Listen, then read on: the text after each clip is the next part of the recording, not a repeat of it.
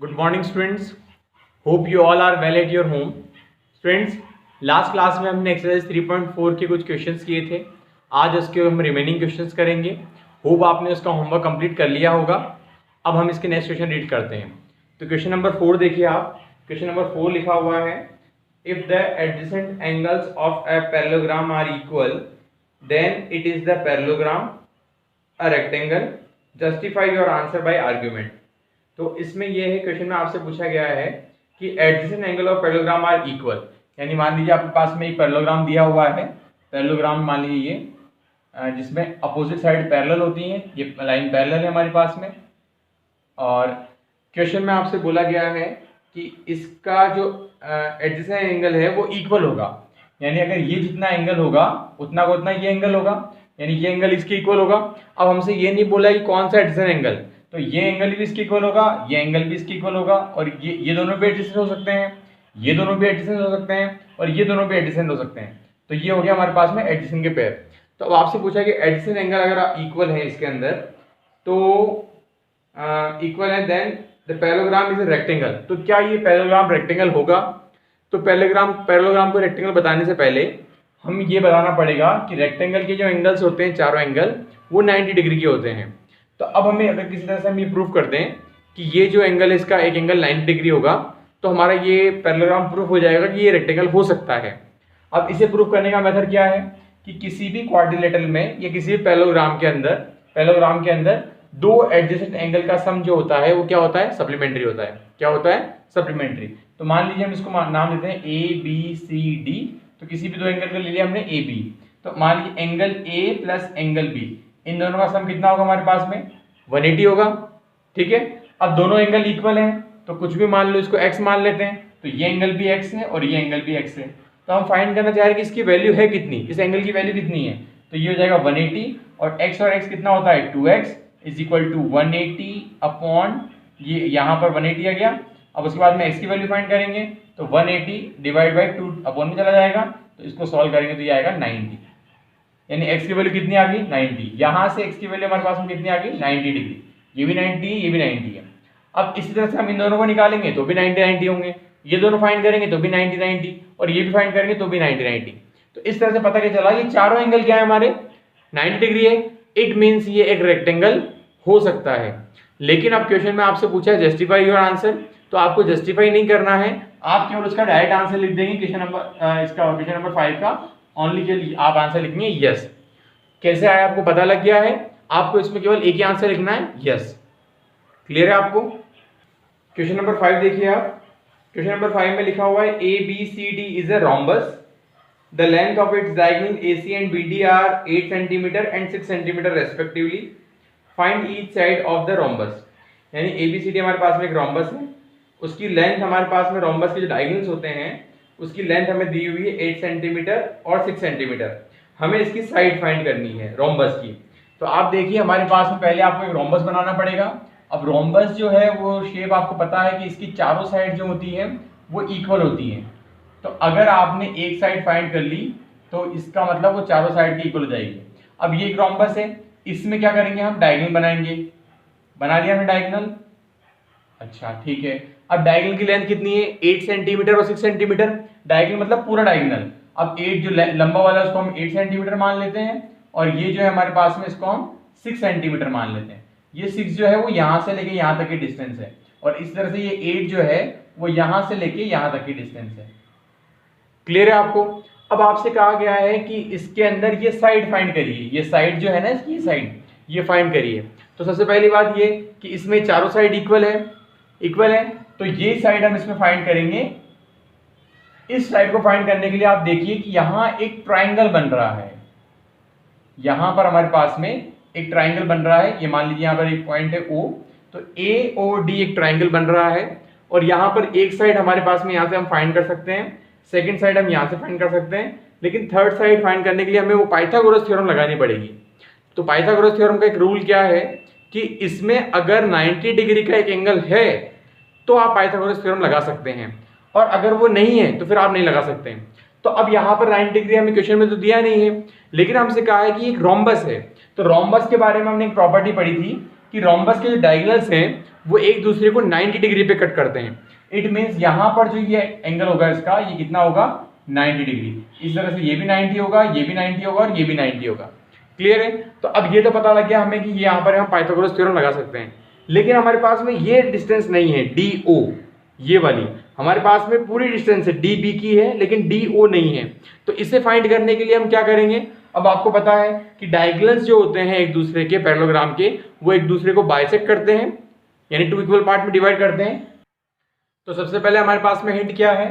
Diagonals of rhombus bisect each other, यानी rhombus के जो डायगोनल्स होते हैं वो एक दूसरे को 2 इक्वल पार्ट में डिवाइड करते हैं। तो एक डायगोनल तो हमारे पास में है BD और एक है AC। तो BD जो अगर हमारे पास में डायगोनल है तो इसका ये इक्वल होगा OD और OB इक्वल होंगे।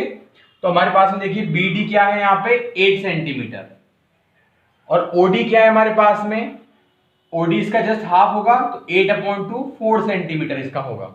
इसी तरह से AC डायगोनल कितना है हमारा 6 सेंटीमीटर, और अगर हम इसको AO को फाइंड करेंगे तो 6 का हम हाफ कर देंगे, तो 6/2 यानी कि 3 सेंटीमीटर।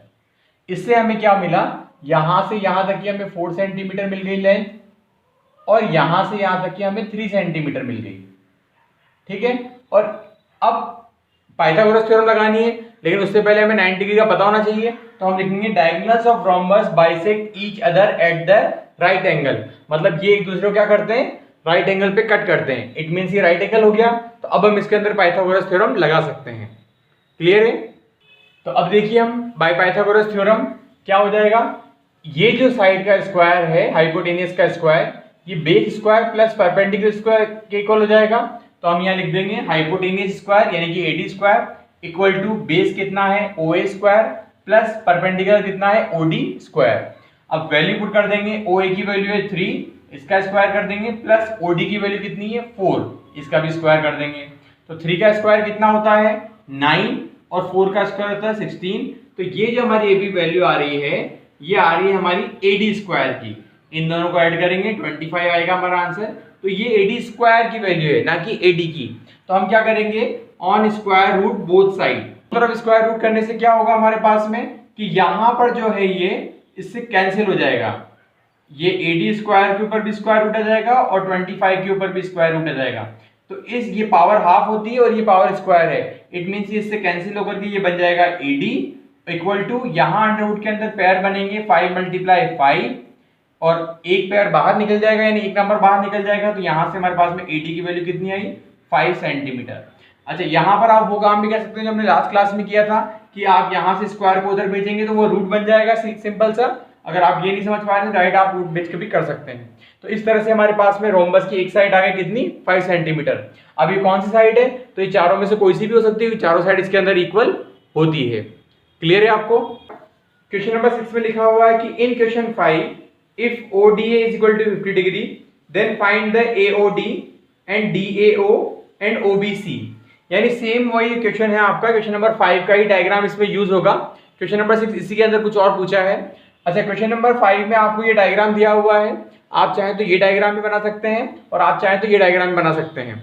ये डायग्राम और ये भी एक रोम्बस है, बस इस डायग्राम को हमने थोड़ा सा टर्न कर दिया है। समझिए कैसे, यहाँ पर देखिए AOD सेम चीज है, यहाँ पे AOD ABCD एक रोम्बस है, यहाँ पर भी है, डायगोनल्स कट कर रहे हैं, सब कुछ यहाँ पर है। अब यहाँ पर जो वैल्यू मैं इसमें पुट कर रहा हूँ, AO कितना हो गया हमारे पास में 3 सेंटीमीटर, OD कितना है हमारे पास में 4 सेंटीमीटर, और यहाँ पर ये हमने फाइंड कर लिया 5 सेंटीमीटर। ठीक है, ये सेम डायग्राम है हमारे पास में। अब क्वेश्चन में आपसे कहा गया है कि ODA 50 है, ODA यानी कि ये एंगल जो है आपका कितना दिया हुआ है 50 डिग्री है। तो आपसे क्वेश्चन में क्या पूछा है वो देखिए। तो यहां दिया है आपको कि अगर ODA 50 डिग्री है, ODA अगर ये 50 डिग्री है तो आपको फाइंड करना है कि AOD कितना होगा, AOD। तो ये तो हमें फाइंड करने की रिक्वायरमेंट नहीं है, क्योंकि इससे पहले वाले क्वेश्चन में हमने लिखा था कि डायगोनल्स जो रोम्बस के जो डायगोनल्स होते हैं वो एक दूसरे को किस पे कट करते हैं, राइट एंगल पे। तो आप यहाँ रिजल्ट लिख देंगे diagonals of rhombus bisect each other at right angle. तो इस तरह से हमारे पास में एंगल AOD कितना हो जाएगा 90 डिग्री हो जाएगा। फर्स्ट आपके आंसर हो गया 90 डिग्री। सेकंड क्वेश्चन आपसे पूछा है एंगल DAO। तो एंगल DAO यहाँ पर कितना होगा, तो आप देखिए हमारे पास में 50 डिग्री आ चुका है, 90 डिग्री ये भी आ चुका है हमारे पास में। अब ये फाइंड करना है तो ये हम फाइंड कर सकते हैं। तो हमने इस वाले ट्राइंगल के अंदर तीनों एंगल का सम जो 180 होता है वो रूल हमने लगा दिया। तो एंगल A, एंगल D और एंगल O, इन तीनों का सम कितना होगा, 180 होगा, क्योंकि ट्राइंगल के तीनों एंगल हैं। तो इन तीनों को हमने 180 की इक्वल कर दिया और इक्वल करने के बाद में जो वैल्यू हमारे पास में उसको रख देंगे। तो एंगल A तो नहीं है हमारे पास में, D है 50 डिग्री और एंगल O हमारे पास में है 90 डिग्री। इस इक्वेशन को आप सॉल्व कर लीजिए तो ये हो जाएगा हमारे पास में 140 डिग्री इक्वल टू 180 डिग्री, और यहां से हम एंगल A की वैल्यू फाइंड करेंगे तो 140 उधर माइनस में चला जाएगा, 180 माइनस 140 डिग्री, तो ये आंसर आएगा आपका 40 डिग्री। यानी कि एंगल A जो बना है आपका, ये कितना बना है हमारा, 40 डिग्री। क्लियर है। अब आपसे एक क्वेश्चन और पूछा है इसके अंदर C, एंगल OBC कितना होगा, एंगल OBC। तो पहले देखिए इसमें OBC एंगल कहाँ है, तो ये है हमारे पास में एंगल OBC, यानी ये एंगल हमसे पूछा है। ठीक है, तो अब आपको ध्यान से देखना है इसके अंदर कि ये एक रोम्बस है, इसकी अपोजिट साइड पैरेलल और इक्वल होती हैं। तो ये जो लाइंस होंगी इसकी, ये लाइन और ये लाइन, ये भी पैरेलल होंगी। तो पैरेलल के लिए हमने क्या देखा था, यहाँ पे यहाँ एक Z बन रहा है, देखिए ध्यान से, यहाँ पर हमारे पास में एक Z बन रहा है। तो इसमें ये एंगल और ये एंगल इक्वल होंगे, यानी ये 50 डिग्री है तो ये भी कितना होगा, 50 डिग्री होगा। तो यहाँ हम डायरेक्ट लिख देंगे 50 डिग्री और रीजन लिख देंगे यहाँ पे अल्टरनेट एंगल। क्या लिखेंगे हम यहाँ पे, अल्टरनेट एंगल। तो ये क्वेश्चन नंबर 5 और 6 आपके हैं तो अलग अलग, लेकिन इनका डायग्राम और क्वेश्चन सेम है।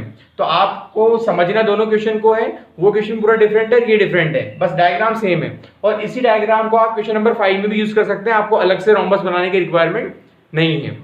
क्लियर है आपको। अब नेक्स्ट क्वेश्चन देखिए आप, question number 7, if the diagonals of a rhombus are 24 centimetre and 10 centimetre long, find the length of each side of rhombus. तो अब आप इस क्वेश्चन को ध्यान से देखिए, क्वेश्चन नंबर बिल्कुल 5 की तरह क्वेश्चन था ये हमारा। जो क्वेश्चन नंबर 5 हमने किया था उसके अंदर भी हमें डायगोनल्स की लेंथ दी हुई थी और हमसे साइड पूछा था। इसमें भी हमें डायगोनल्स की लेंथ दी है और हमसे साइड पूछी है। उसमें हमें 8 सेंटीमीटर और 6 सेंटीमीटर दिया हुआ था, इसमें हमें 24 सेंटीमीटर और 10 सेंटीमीटर दिया हुआ है। तो ये क्वेश्चन मैं आपके ऊपर छोड़ रहा हूँ, ये क्वेश्चन आपको खुद को ट्राई करना है, और अगर आपको नहीं आता समझ में तो आप लोग इसे मुझे पूछेंगे। बिल्कुल सिमिलर क्वेश्चन है 5 की तरह, या आपसे बिल्कुल हो जाएगा, सेम क्वेश्चन है उसी की तरह से।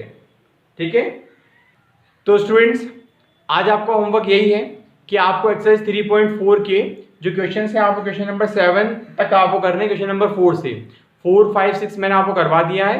7 क्वेश्चन बिल्कुल 5 की तरह सिमिलर है, आप उसे ट्राई करेंगे और अगर आपको नहीं आता है तो आप पूछेंगे। इसी तरह से आपका ये चैप्टर नंबर 3 है, ये आज पूरा कंप्लीट हो चुका है। इसके बाद में नेक्स्ट क्लास में आपका नेक्स्ट चैप्टर स्टार्ट होगा। तब तक के लिए thank you and take care.